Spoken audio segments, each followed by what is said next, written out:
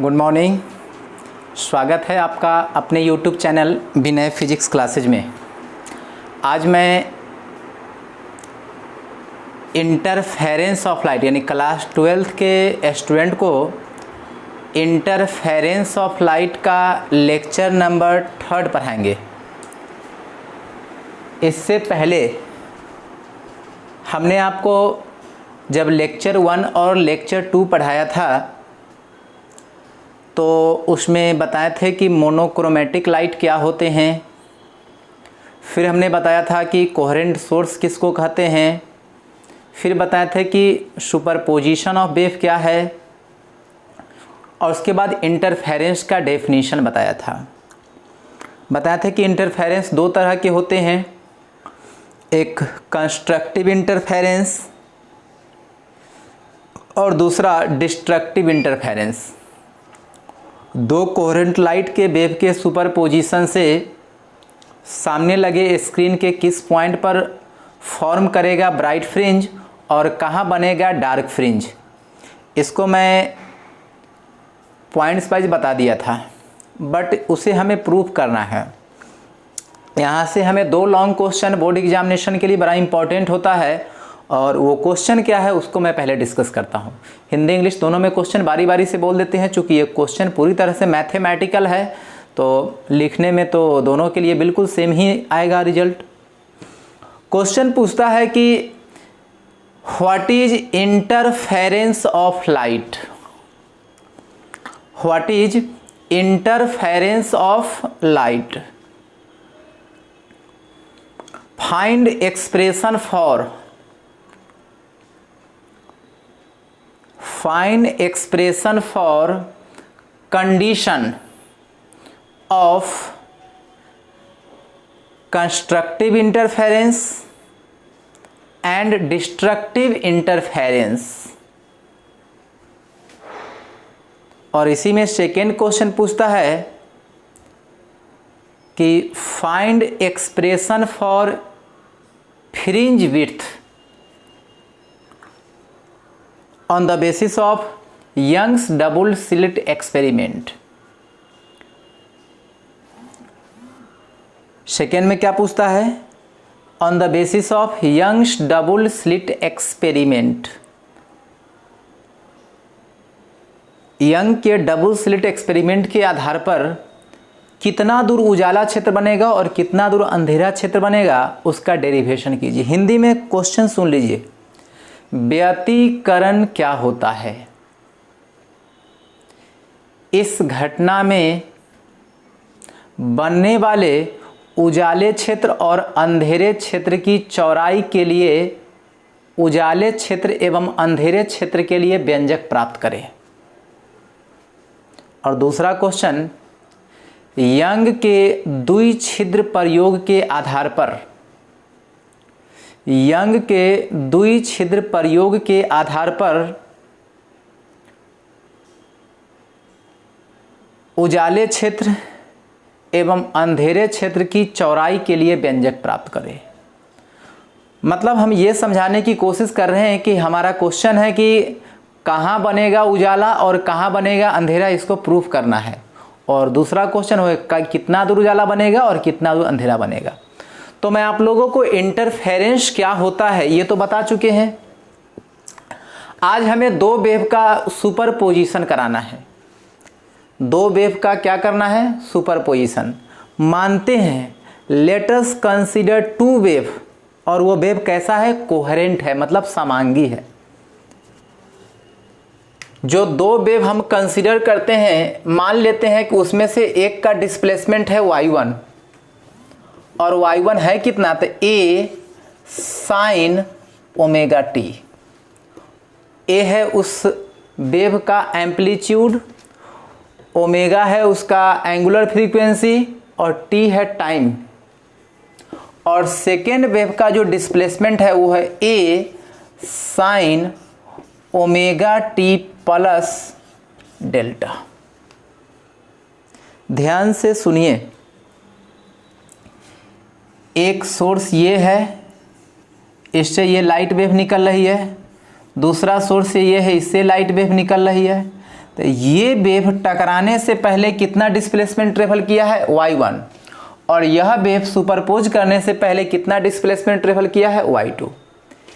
इस वेव का भी एम्पलीट्यूड है a और इसका भी एम्पलीट्यूड है a, मतलब दोनों का एम्पलीट्यूड, दोनों का आयाम क्या है, सेम है। दोनों की एंगुलर फ्रीक्वेंसी सेम है, लेकिन दोनों के बीच का फेज डिफरेंस, इसका फेज है ओमेगा टी और इसका है ओमेगा टी प्लस डेल्टा। मतलब इस फेज में से यदि इसको माइनस करते हैं तो क्या बचेगा हमको, डेल्टा। यानी इस दोनों वेव के बीच का फेज डिफरेंस कितना है, डेल्टा है। इस दोनों वेव के बीच का फेज डिफरेंस कितना है, डेल्टा है। इसको इक्वेशन नंबर ए मान लेता हूं और इसको इक्वेशन नंबर क्या मान लेता हूं, बी। सबसे पहला काम होता है इंटरफेरेंस को डिफाइन करना, जो मैं डिफिनीशन दे दिया हूं पिछले लेक्चर में। उसके बाद दो वेव पे कंसीडर करना, दो वेव के बारे में मानना। तो हमने दो वेव मान लिया, एक ये है, दूसरा ये है, और इसका डिस्प्लेसमेंट y1 है, इसका डिस्प्लेसमेंट y2 है। दोनों का सेम भी हो सकता है, लेकिन दोनों के चूंकि यहाँ फेज में अंतर है तो डिस्प्लेसमेंट भी क्या हो गया, अलग अलग हो गया। चलिए ध्यान से देखिए, इस दोनों को सुपरपोज कराना है, मतलब इस दोनों का अध्यारोपण करनी है। तो आपको मालूम है कि जब दो वेव सुपरपोज करता है तो एक नए वेव का फॉर्मेशन होता है। यदि दो वेव आपस में सुपरपोज करते हैं तो एक नए वेव का फॉर्मेशन होता है। तो यहाँ पर लिख रहा हूँ मैं, आफ्टर सुपरपोजिशन, आफ्टर सुपरपोजिशन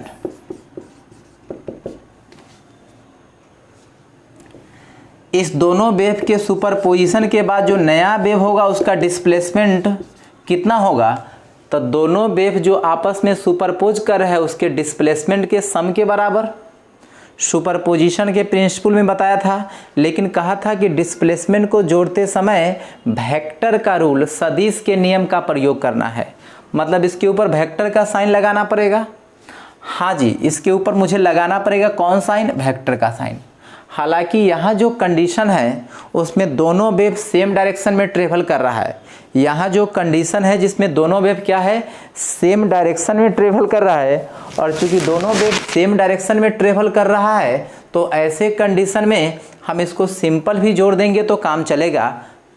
यानी ये साइन नहीं भी लगाएंगे तो भी हमारा रिजल्ट वही आएगा जो वेक्टर के अनुसार जोड़ने पर आता है। जब वेक्टर के दो वेक्टर के बीच का एंगल 0 डिग्री होता है तो ऐसे कंडीशन में सिंपल रूल से ही काम चल जाते हैं। y है, मान लिया कि रिजल्टिंग वेव का डिस्प्लेसमेंट y1 तो दिया हुआ है, कितना हो, a साइन ओमेगा टी, और y2 कितना दिया हुआ है, a sign omega T plus delta. यहाँ माइनस भी हो सकता है, कुछ भी मान सकते हैं। चलिए हमने प्लस लेकर इसको कंसीडर किया है तो उसी के अनुसार सॉल्व करेंगे। ए यहाँ भी है, ए यहाँ भी है, ए साइन ओमेगा टी प्लस ए। अच्छा, इसको हम लोग साइन ए प्लस बी के फॉर्मूला पे रिजॉल्व कर सकते हैं। अगर साइन ए प्लस बी के फॉर्मूला पे रिजॉल्व करेंगे तो हो जाएगा sine omega T into cos delta plus cos omega T into sine delta, ऐसा होगा। ए इसको तोड़े हैं साइन ए प्लस बी के फॉर्मूला पे, इसको हम किस फॉर्मूला पे तोड़े हैं, साइन ए प्लस बी के फॉर्मूला पे। अब देखिए ए साइन ओमेगा टी, ए तो दोनों के मल्टीप्लाई में रहेगा, यानी plus A sine omega T into cos delta plus A cos omega T into sine delta. I think कोई प्रॉब्लम, अगर कोई प्रॉब्लम नहीं है तो ज़रा ध्यान से देखिए इतना टर्म को। ए साइन ओमेगा टी इसमें भी है, ए साइन ओमेगा टी इसमें भी है। जितना तक हमने अंडरलाइन किया उसमें से a sin omega T common ले लेंगे तो क्या बच जाएगा, 1 plus cos delta, 1 plus cos delta, और प्लस में क्या है a cos omega T into sine delta. कोई दिक्कत? इस रिजल्ट को, ये जो लंबा एक्सप्रेशन दिख रहा है, इसको हमें थोड़ा छोटा करना है, स्मॉल करना है। इसके लिए हम फिजिक्स में और मैथमेटिक्स में इतने फ्री, अब तो मैथमेटिक्स की पढ़ाई हो रही है तो इसमें हम लोग कुछ चीज़ कॉमन ले सकते हैं। अगेन लेट अस कंसीडर, फिर से हम लोग मानते हैं, क्या मानते हैं सो ध्यान से देखिए। ए दिख रहा है, ये स्मॉल ए, इस स्मॉल ए के जगह पर इंटू 1 प्लस कॉस डेल्टा, इस साइन ओमेगा टी को छोड़ दिए, ए दिख रहा है यहाँ पे स्मॉल ए, अब ब्रैकेट में 1 प्लस कॉस डेल्टा दिख रहा है, इसको हम कंसीडर करते हैं कैपिटल ए कॉस फाई। क्या माने, कैपिटल ए कॉस फाई, और यहाँ स्मॉल ए दिख रहा है साइन डेल्टा, तो ए साइन डेल्टा इसको मानते हैं कैपिटल ए साइन फाई। ये माना गया है, लिखा हुआ ना अगेन लेट अस कंसीडर, मतलब हम लोग फिर से मानते हैं। इस टर्म को ये मान लिए और इसको ये मान लिए। आप कहीं क्यों माने हैं सर? तो हमारे फिजिक्स में मानने की परंपरा बरसों से है, लेकिन इस कंडीशन के साथ हम लोग कोई भी चीज़ मानते हैं कि जो भी कंसीडर किया गया है उसका वैल्यू लास्ट में निकाल कर दिखाना पड़ेगा। तो हमको कैपिटल ए और फाई दो नया टर्म है जो इस इक्वेशन को सिंप्लीफाई करने के लिए हमने कंसीडर किया है, तो लास्ट में हमें कैपिटल ए और फाई का वैल्यू निकालना पड़ेगा। ये इसको भी कोई इक्वेशन मान दीजिए, इक्वेशन नंबर सी, और इसको इक्वेशन नंबर डी। कोई दिक्कत? ये जो देखिए बीच में ये सब तो y का ही वैल्यू दे रहा है ना, ये सब किसका वैल्यू दे रहा है, y का। अब हम लोग इसको इक्वेशन कुछ मान लेते हैं, इसको 1 मान लीजिए। ये c और d में जो वैल्यू पुट किए हैं, इस c और d में जो वैल्यू पुट किए हैं उसको चाहते हैं कि इक्वेशन नंबर 1 में रख दे। C और D में निकाला माना गया वैल्यू जिसको कहाँ रखना चाहते हैं, इक्वेशन नंबर 1 में। इक्वेशन 1 जो लंबा हो गया उसको हम छोटा करना चाहते हैं, तो आप इसको उतारिए, वीडियो को यहाँ पॉज कर लीजिए और इसको उतारिए, फिर जब आप नोट कर लीजिएगा तब आगे आप वीडियो स्टार्ट कीजिएगा। तब तक हम मिटा देते हैं, आप वीडियो पॉज करके इसको देख लीजिए।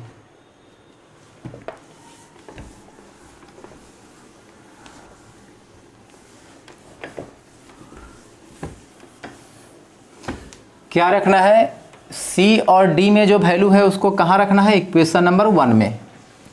C और D में जो वैल्यू है उसे कहाँ रखना है, इक्वेशन नंबर 1 में। थोड़ा सा सूखने दीजिए।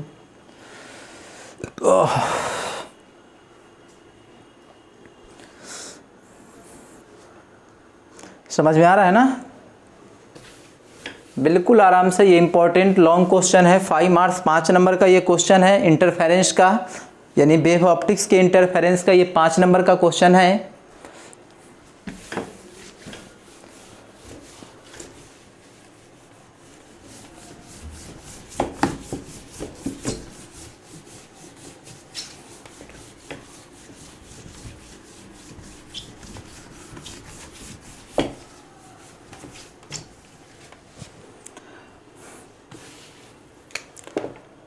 Putting the value of equation C and D, शायद लगता है कि बोर्ड कैमरा के बाहर चला गया, देख लेता हूँ। हाँ, उसको नीचे करते हैं। लेकिन आपको लिखा ही देता हूँ, putting the value of equation C and D in equation 1। यानी इक्वेशन सी और इक्वेशन डी में जो वैल्यू है उसको हम लोग इक्वेशन नंबर 1 में पुट करना चाहते हैं। इक्वेशन 1 यही है, y इक्वल टू, अच्छा इसको तो हम लोग कुछ नहीं माने हैं साइन ओमेगा टी को, इसके जगह पर कुछ माने हैं। तो पहले जो नहीं माने हैं उसको लिख लेते हैं, साइन ओमेगा टी इसको कुछ नहीं माने थे, लेकिन a into 1 plus cos delta, a into 1 plus cos delta को कैपिटल ए कॉस फाई माने हैं। तो कैपिटल ए यहाँ पर और कॉस फाई यहाँ पर लगा दे, कोई problem? Capital A sine omega T into cos phi, कोई प्रॉब्लम नहीं है। उसके बाद देखिए फिर प्लस का सिंबल है, प्लस डाल दीजिए। कॉस ओमेगा टी को कुछ नहीं माने हैं तो कॉस ओमेगा टी यहाँ पर लिखिए। ए इंटू साइन डेल्टा, ए इंटू साइन डेल्टा को कैपिटल ए साइन डेल्टा माने हैं तो यहाँ कैपिटल ए और यहाँ साइन डेल्टा, कोई प्रॉब्लम? इक्वेशन नंबर सी और डी का वैल्यू हमने कहाँ पुट किया? इक्वेशन नंबर 1 में। इक्वेशन सी और डी का वैल्यू कहाँ पुट किए? इक्वेशन 1 में। अब जरा इसको और आगे सॉल्व करते हैं। ए तो यहाँ भी है, दोनों में कैपिटल ए, क्या बच जाएगा? Sine omega T into cos phi plus cos omega T into sine delta. अच्छा इसको वंस अगेन हम लोग साइन ए प्लस बी के फॉर्मूला पे सेट कर सकते हैं। ई ब्रैकेट के अंदर जो टर्म है उसको हम लोग साइन ए प्लस बी के फॉर्मूला पे सेट कर सकते हैं। तो हो जाएगा capital A sine omega T plus phi. देखिए ये क्या निकल के आया, ध्यान से सुनिए। यह निकल के आया जब दो वेव आपस में सुपरपोज करेगी, जब दो वेव आपस में सुपरपोज करेगी तो जो रिजल्टिंग वेव बनेगा, नया वेव फॉर्म करेगा, उसके डिस्प्लेसमेंट का इक्वेशन। मुझे ये इस इक्वेशन को लाकर ये दर्शाना था कि जिस तरह का दो वेव आपस में सुपरपोज किया है, रिजल्ट भी वैसे ही वेव के रूप में बनेगा, क्योंकि इक्वेशन कुछ उसी स्ट्रक्चर का है। आप देखिए आपके नोट्स में इक्वेशन नंबर ए और इक्वेशन नंबर बी जिस स्ट्रक्चर का है, क्या ये बॉक्स इक्वेशन भी वैसा ही दिख रहा है? बिल्कुल। अंतर यही है कि वहाँ पर एम्पलीट्यूड था स्मॉल ए, यहाँ है कैपिटल ए। वहाँ पर इक्वेशन नंबर में ये फाई का मान 0 था, इक्वेशन नंबर में फाई के जगह पर डेल्टा था। मतलब क्या बदल गया? नेचर तो वैसा ही है लेकिन एम्पलीट्यूड बदल गया और फेज डिफरेंस चेंज कर गया। यानी स्पष्ट यहाँ से ये हुई कि जब दो वेव आपस में सुपरपोज करता है, जब दो वेव आपस में सुपरपोज करते हैं तो बनने वाला रिजल्टिंग वेव भी उसी नेचर का होता है, लेकिन उस रिजल्टिंग वेव का एम्पलीट्यूड और फेज डिफरेंस सुपरपोज करने वाले वेव के एम्पलीट्यूड और फेज डिफरेंस से अलग होता है। यानी इस इक्वेशन में अगर मैं इसको इक्वेशन नंबर 2 मान लूँ तो इस इक्वेशन में नया टर्म क्या है? कैपिटल ए और फाई, और कैपिटल ए और फाई ही तो इक्वेशन नंबर सी और डी में कंसीडर किया गया है। तो अब हम लोग क्या करते हैं, इस कैपिटल ए का वैल्यू और फाई का वैल्यू निकालने की कोशिश करते हैं, क्योंकि हमने कहा था कि फिजिक्स में आप किसी भी कॉम्प्लेक्स प्रॉब्लम को सॉल्व करने के लिए बीच में कुछ भी मान सकते हो, लेकिन कंडीशन के साथ जो कुछ भी मानेंगे उसका वैल्यू हमें निकाल कर दिखाना पड़ेगा। तो चलिए अब हम लोग आते हैं कहाँ पे, इसको यहाँ तक लिख लेंगे, इसके बाद लिखना पड़ेगा आप लोगों को this equation is displacement of resulting wave. ये जो इक्वेशन है किसको इंडिकेट करता है? रिजल्टिंग वेव के डिस्प्लेसमेंट को, यानी दो तरंगों के अध्यारोपण से बनने वाले परिणामी तरंग के विस्थापन को, जिसका आयाम यानी एम्पलीट्यूड कैपिटल ए और फेज डिफरेंस क्या है? फाई है। कोई दिक्कत? स्टार्ट करते हैं इस कैपिटल ए और फाई का वैल्यू निकालना। ये देखिए इक्वेशन नंबर सी और इक्वेशन नंबर डी दिख रहा है। इक्वेशन नंबर सी और इक्वेशन नंबर डी दिख रहा है। हम लोग क्या करेंगे, इक्वेशन सी को डी से चाहे डी को सी से डिवाइड कर देते हैं, तो शायद हमें कुछ वैल्यू निकल जाए। आई थिंक फाई का वैल्यू निकल सकता है।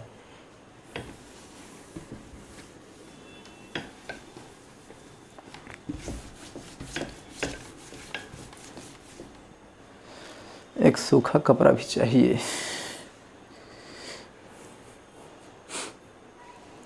क्या करेंगे, डिवाइड करते हैं। किसको डिवाइड करते हैं और किस से डिवाइड करते हैं? ध्यान से सुनिए। डिवाइडिंग महंगा हुआ है।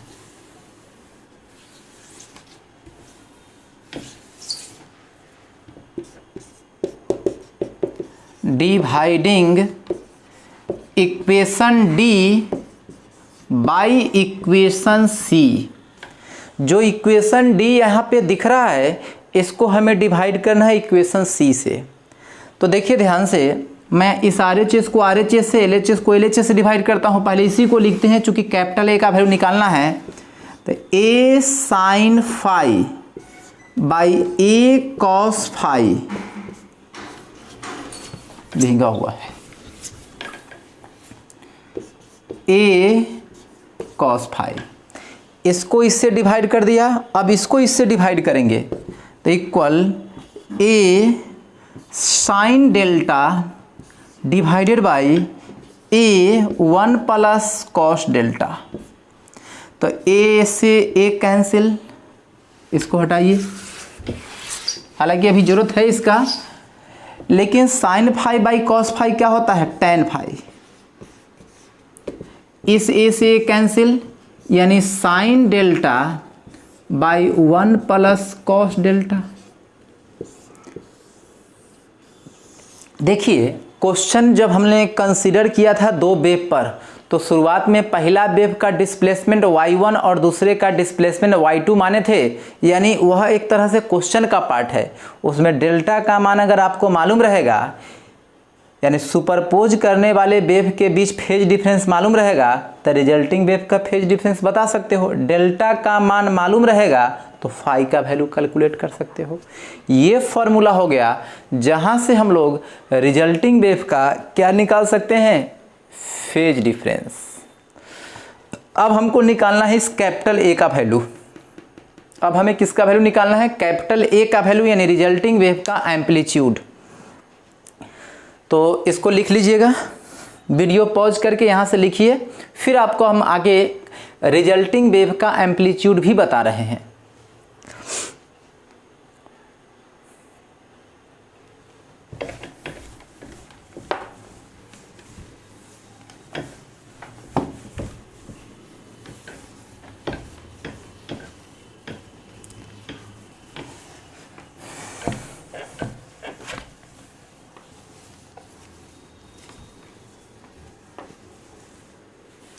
अब क्या कीजिए, जो इक्वेशन नंबर सी और इक्वेशन नंबर डी था, जो इक्वेशन नंबर सी और इक्वेशन नंबर डी था, उसको हम स्क्वायर करके ऐड करेंगे। इक्वेशन नंबर सी और इक्वेशन नंबर डी को स्क्वायर करके ऐड करेंगे।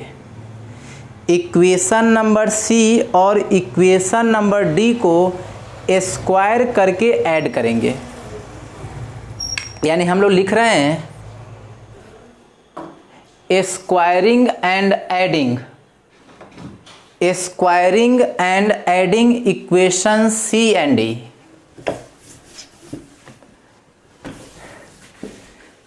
कौन दो इक्वेशन को स्क्वायर करके ऐड करेंगे? इक्वेशन नंबर सी और इक्वेशन नंबर डी को स्क्वायर करके ऐड करते हैं। Now squaring and adding equation C and D. Squaring and adding equation C and D लिखा हुआ है बोर्ड पे, नहीं दिख रहा है, आप लिख लीजिए। Now squaring and adding equation C and D. किसको किसको ऐड करना है? इक्वेशन सी और इक्वेशन डी को।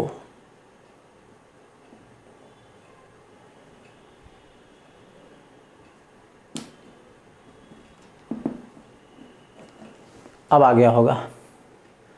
हाँ, स्क्वायरिंग करना है और एडिंग करना है। तो देखिए इक्वेशन नंबर सी का एलएचएस क्या था?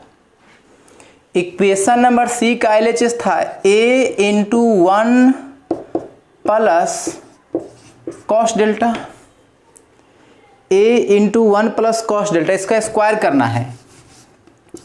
a square 1 plus cos delta का whole square plus equation B क्या था? इक्वेशन बी का एलएचएस क्या था?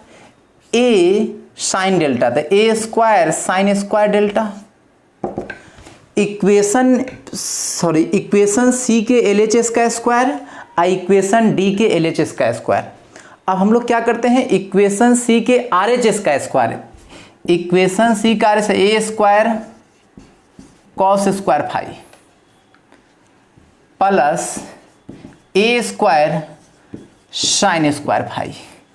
ये इक्वेशन सी का आरएचएस का स्क्वायर किए, ये इक्वेशन डी की आरएचएस का स्क्वायर। ऐसा क्यों कर रहे हैं भाई? रिजल्टिंग वेव का एम्पलीट्यूड निकालने के लिए। क्या करने के लिए? रिजल्टिंग वेव का एम्पलीट्यूड निकालने के लिए। जरा ध्यान से देखिए, ए स्क्वायर अब 1 प्लस कॉस थीटा का स्क्वायर ए प्लस बी के होल स्क्वायर के फॉर्मूले पे तोड़ सकते हैं इसको, यानी 1 plus cos square delta plus 2 cos delta. इसका स्क्वायर किए ए प्लस बी के होल स्क्वायर के फॉर्मूला पे, plus A square sine square delta equal to A square यदि कॉमन ले लेंगे तो क्या हो जाएगा? Cos square phi plus sine square phi. क्या ऐसा कर सकते हैं? कोई दिक्कत है तो बोलिए, निश्चित रूप से आप कमेंट बॉक्स में बताइए अगर आपको प्रॉब्लम है तो। अब देखिए ए स्क्वायर तो है ही, यहाँ भी ए स्क्वायर, यहाँ भी ए स्क्वायर कॉमन ले लेता हूँ तो बच क्या जाएगा? 1 plus cos square delta plus 2 cos delta plus sine square delta. ऐसा हो सकता है? Equal to A square cos square five plus sine square five कितना होता है? 1, यानी तो सिर्फ बच जाएगा ए स्क्वायर हो जाएगा। अब देखिए यहाँ है कॉस स्क्वायर डेल्टा, यहाँ है sine square delta. Cos square delta plus sine square delta equal to 1। अब 1 अब पहले से यहाँ 1 है, तो a square cos square delta plus sine square delta 1 होगा। इस दोनों को जोड़ने पर 1 आएगा, इसमें 1 ऐड करेंगे तो 2, अब plus 2 cos delta equal to कितना? कैपिटल ए स्क्वायर हो गया। अब यहां से 1 अगर 2 कॉमन ले लेते हैं तो 2a square into 1 plus cos delta equal to कितना? A square. अब देखिए आपने ट्रिगोनोमेट्री में 1 प्लस कॉस थीटा का फॉर्मूला पढ़े हैं, 2 cos square theta by 2। 1 plus cos theta equal to 1 plus cos theta equal to 2 cos square theta by 2 होता है। ट्रिगोनोमेट्री का फॉर्मूला है ये। 1 plus cos theta equal to 2 cos square theta by 2 formula आपने पढ़ा होगा। यहाँ पर लिखा हुआ है 1 प्लस कॉस डेल्टा, क्या इसको हम लिख सकते हैं 2a square into 2 cos square delta by 2 equal to A square. हो सकता है? अगर यहाँ तक में कोई प्रॉब्लम है तो बताइए। यानी हम लोग इसको ऐसे भी तो लिख सकते हैं a square equal to 4a² cos square delta by 2। बड़ा इंपॉर्टेंट इक्वेशन आया ये, आ गया आपको यहीं से। इसको आया कि नहीं बोर्ड पर, ये ऐसा नहीं कट हो जाए लास्ट। हाँ आ गया। ये हुआ ए स्क्वायर का मान। यदि यहीं से आप सिर्फ ए का वैल्यू निकालते हो, ए इक्वल टू, तो कितना होगा 2a cos डेल्टा बाई 2। ये क्या है,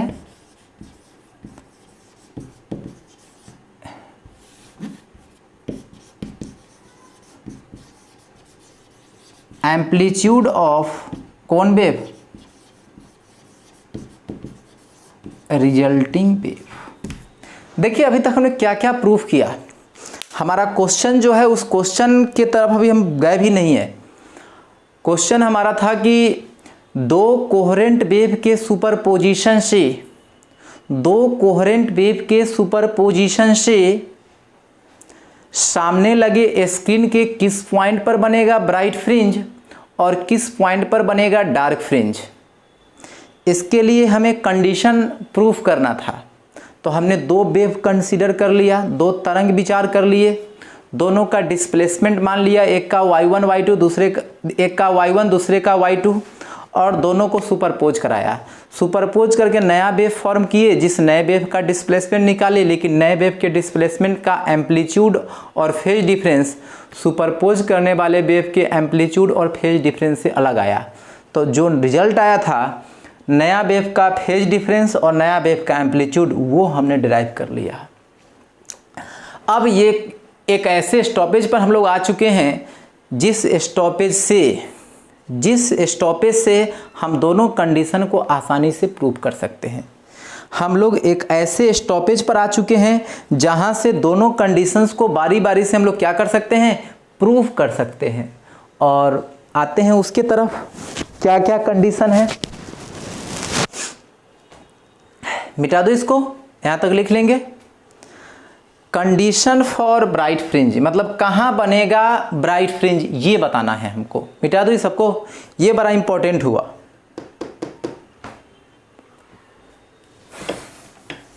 इसको एकदम प्रोसेस वाइज लिखिए, लंबा क्वेश्चन का आंसर होगा ये, लेकिन लिखना ही पड़ेगा।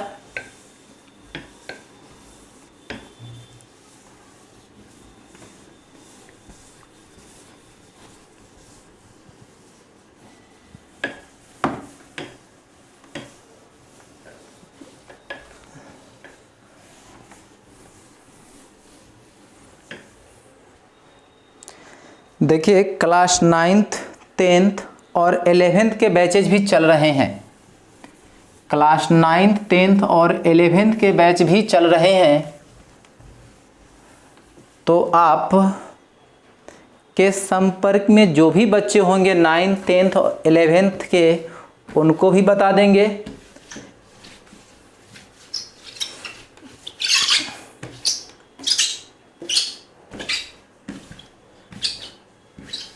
अब देखिए यहां से कंडीशन आएगा हमारा। फर्स्ट कंडीशन केस 1, पहला केस क्या है, condition for constructive interference. Condition for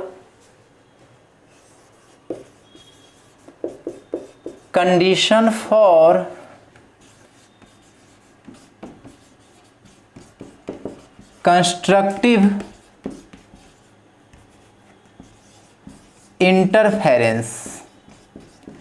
इसका मतलब हो गया कि समपोषी व्यतिकरण के लिए शर्त, या फिर हम लोग कह सकते हैं कंडीशन फॉर ब्राइट फ्रिंज, या फिर इसको कह सकते हैं कंडीशन फॉर मैक्सिमम इंटेंसिटी। देखिए ध्यान से, किसी वेव का इंटेंसिटी मतलब हो गया चमक, तीव्रता, उस जगह पर मैक्सिमम होगा जहां उसका एम्पलीट्यूड ज़्यादा होगा। हम लोग जानते हैं कि इंटेंसिटी जिसको आई से रिप्रेजेंट करते हैं, और इंटेंसिटी जो है वह एम्पलीट्यूड के स्क्वायर के डायरेक्टली प्रोपोर्शनल होते हैं।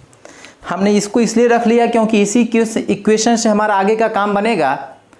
याद रखेंगे वेव का इंटेंसिटी, वेव की इंटेंसिटी उस स्थान पर सबसे ज़्यादा होगा जहां एम्पलीट्यूड मैक्सिमम होगा।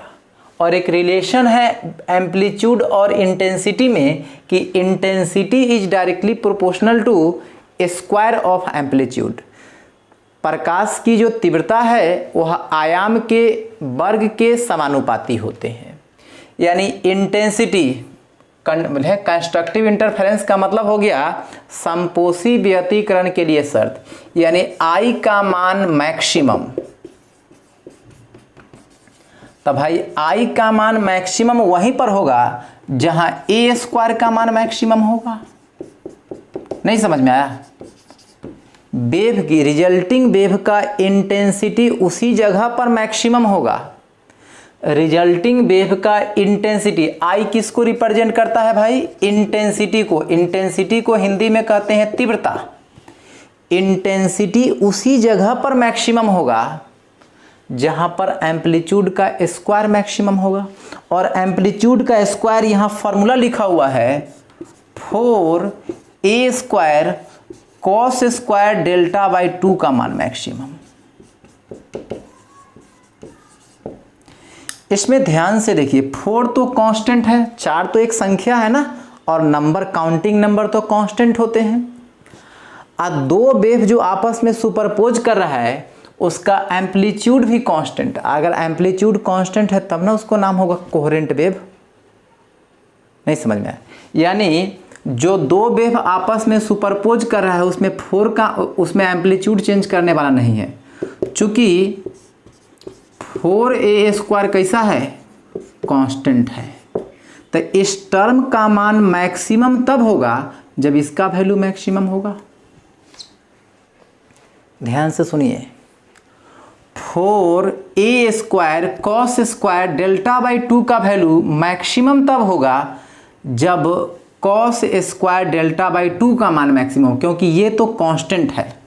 हम लोग कह सकते हैं कि कॉस स्क्वायर डेल्टा बाई 2 का मान क्या हो? मैक्सिमम हो। कॉस स्क्वायर डेल्टा बाई 2 का मान क्या हो? मैक्सिमम हो। अब यहां से देखिए कॉस स्क्वायर डेल्टा बाई 2, इस कॉस थीटा का मान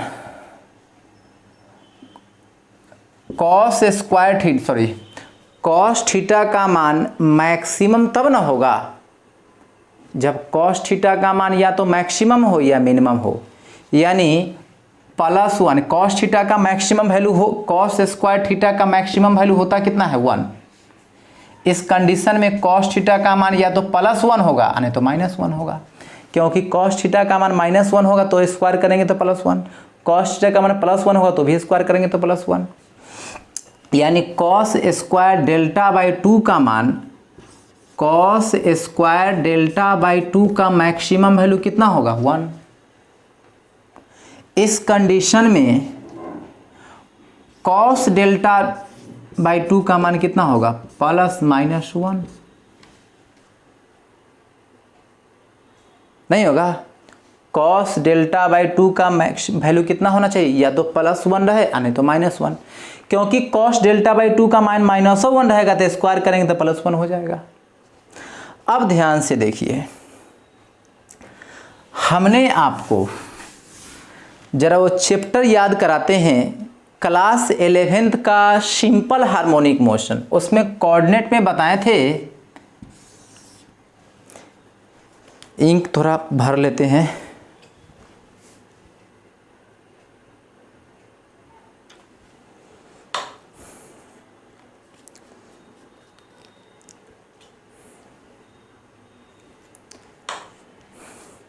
भाई कॉस 0 डिग्री का मान होता है +1 और कॉस 180 डिग्री का मान होता है -1। 180 डिग्री का मतलब होता है पाई, कितना होता है? -1। और कॉस π/2 या 90 डिग्री का जो मान है वो होता है 0। यानी कॉस 0 का मान 1 कॉस पाई का मान -1, कॉस 2 पाई का मान +1, कॉस 3 पाई का मान -1, कॉस 4 पाई का मान +1, कॉस 5 पाई का मान -1, कॉस 6 पाई का मान +1, कॉस 7 पाई का मान -1, कॉस 8 पाई का मान +1, यानी इवन पाई रहेगा तो +1, ऑड पाई रहेगा तो -1। तो हमको तो +1 चाहिए और -1 चाहिए, तो क्यों नहीं इसके नीचे लिख दे कॉस डेल्टा बाई 2 बराबर हो जाएगा कॉस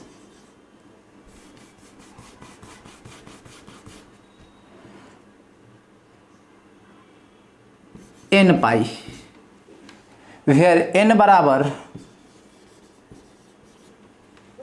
क्या होगा 1 क्या 0 भी होगा, 0 1 2 3 4 5 इन्फिनिटी तक जाएगा होगा। कॉस n पाई जहाँ n का मान कितना हमने डाल दिया 0 1 2 3 4 5 नहीं। अब देखिए यहाँ से कॉस डेल्टा बाई 2 बराबर कॉस n पाई, यदि कंपेयर करें LHS और RHS को, कंपेयर करें किसको LHS और RHS को, मिटाने वाला कहाँ के, अगर कंपेयर करें LHS RHS को तो देखिए क्या रिजल्ट आने वाला है। थोड़ा सा लंबा तो होगा ही बट इम्पॉर्टेंट है, बहुत कंप्लीट मैथमेटिकल है।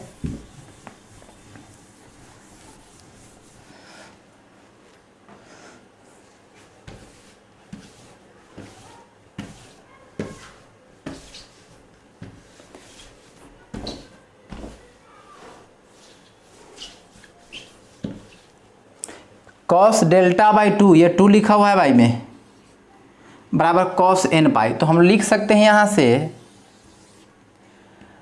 डेल्टा बाई 2 बराबर n पाई।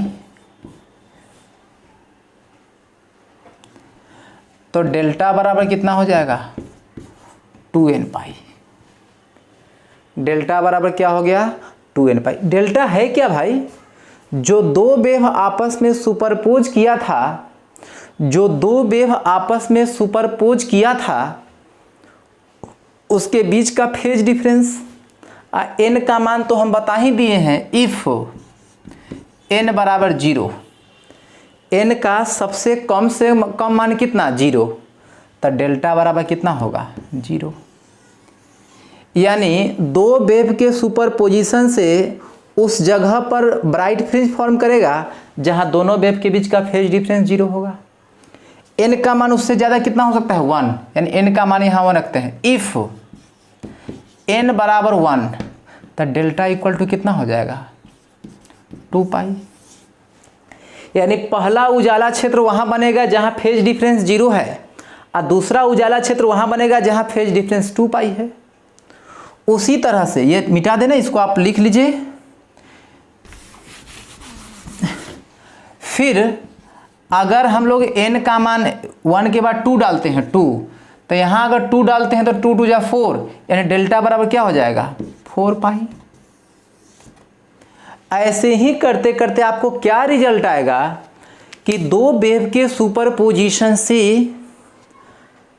सामने लगे स्क्रीन के हर उस पॉइंट पर ब्राइट फ्रिंज फॉर्म करेगा जहाँ फेज डिफरेंस 0 2 पाई 4 पाई 6 पाई 8 पाई 10 पाई, यानी ये बढ़ते बढ़ते बढ़ते हो जाएगा। इसी को अगर आगे की ओर बढ़ाएंगे तो डेल्टा बराबर m पाई, जहाँ m बराबर इवन नंबर, ऐसे बढ़ते हो जाएगा डेल्टा बराबर क्या m पाई। m को हम लोग क्या कह देंगे वेयर m बराबर इवन नंबर, दिख रहा है ना, वेयर m बराबर क्या हो जाएगा इवन नंबर। ऐसे ही बढ़ते बढ़ते चले जाएंगे तो हम लिख सकते हैं वेयर m बराबर इवन नंबर। इवन नंबर मतलब सम संख्या। कल मैं बताया था पिछले लेक्चर में हमने बताया था कि दो वेव के सुपरपोजिशन से सामने लगे स्क्रीन के हर उस बिंदु पर उजाला क्षेत्र बनेगा जहां दोनों वेव के बीच का फेज डिफरेंस, बार बार कहते हैं फेज डिफरेंस, हिंदी में कहते हैं कलांतर, कला में अंतर। दोनों वेव के बीच का फेज डिफरेंस पाई का इवन मल्टीपुल होगा, पाई का समगुणज होगा। जरा इसको अगर हम पाथ डिफरेंस के रूप में निकालना चाहे, इसी रिजल्ट को हम किस रूप में बताना चाहे, पाथ डिफरेंस। पाथ डिफरेंस को हिंदी में कहते हैं पथांतर। इसको लिख लीजिएगा ना, इसको मिटा दे। अभी फर्स्ट क्वेश्चन का ही आंसर चल रहा है, उजाले क्षेत्र के लिए ही शर्त ज्ञात कर रहे हैं, अंधेरा क्षेत्र के लिए नहीं। अब यहीं पे बात करते हैं in terms of path difference. In terms of path difference अगर हम उस रिजल्ट को पाथ डिफरेंस के रूप में निकालते हैं तो देखो, पाथ डिफरेंस को रिप्रेजेंट करते हैं, पाथ डिफरेंस को रिप्रेजेंट करते हैं x से। इसका फॉर्मूला होता है 2 pi by lambda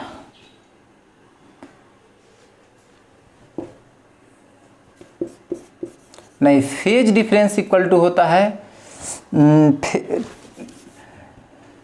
phase difference phi बराबर होता है 2 pi by lambda into path difference. ठीक है, तो पाथ डिफरेंस बराबर हो जाएगा lambda by 2 pi, lambda by 2 pi into phase difference.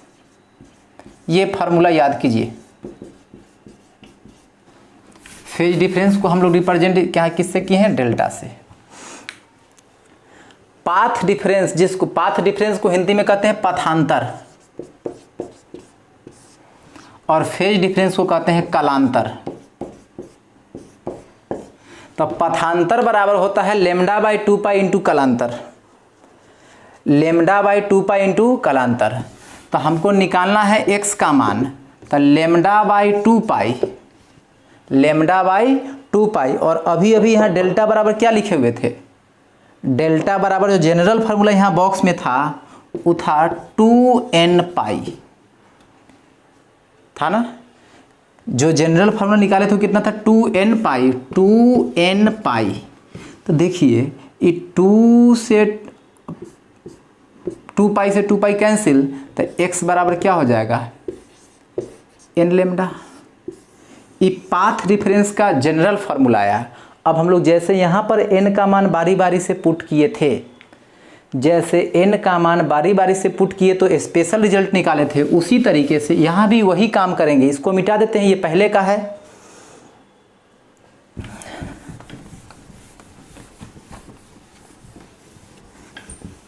देखिए थोड़ा सा दिमाग ज़्यादा लगाना पड़ेगा इस क्वेश्चन को समझने के लिए, लंबा है। इफ़ n बराबर 0, n का सबसे कम मान कितना बताया हूँ, 0। अगर n का मान 0 रखेंगे तो x बराबर कितना होगा, 0। n का मान 0 रखेंगे तो x का मान, x है क्या भाई, पथांतर, पाथ डिफरेंस। यानी दो वेव के सुपरपोजिशन से उस जगह पर उजाला बनेगा जहां दोनों के बीच का पाथ डिफरेंस 0 होगा। दूसरा उजाला कहां बनेगा, तो n का मान 1 रखेंगे। इफ n बराबर 1, n का मान 1 रखेंगे तो x बराबर कितना हो जाएगा, लेमडा। n का मान 2 रखेंगे तो x बराबर क्या हो जाएगा, 2 लेमडा। मतलब पाथ डिफरेंस जहाँ 0 होगा, लेमडा होगा, 2 लेमडा होगा, 3 लेमडा होगा, 4 लेमडा होगा, 5 लेमडा होगा, 6 लेमडा होगा, 7 लेमडा होगा, जहाँ जहाँ लेमडा का पूर्ण गुणज होगा, इंटीग्रल मल्टीपुल होगा, हर उस जगह पर बनेगा उजाला क्षेत्र यानी ब्राइट फ्रिंज। दो वेव के सुपरपोजिशन से, दिख रहा है ना इतना समय कितना हो गया, दो वेव के सुपरपोजिशन से हर उस जगह पर ब्राइट फ्रिंज का फॉर्मेशन होगा जहाँ पर दोनों वेव के बीच का पाथ डिफरेंस और फेज डिफरेंस कितना होगा। तो याद रखना है, मैं इस रिजल्ट को अच्छी तरह से आपको याद करवा रहा हूँ। दो कोहेरेंट वेव के सुपरपोजिशन से, दो समांगी प्रकाश तरंग के अध्यारोपण से सामने लगे पर्दे के प्रत्येक उस बिंदु पर उजाला क्षेत्र बनेगा जहां दोनों वेव के बीच का फेज डिफरेंस पाई का इवन मल्टीपुल, पाई का समगुणज और पाथ डिफरेंस लेमडा का इंटीग्रल मल्टीपल यानी लेमडा का पूर्ण गुणज होगा।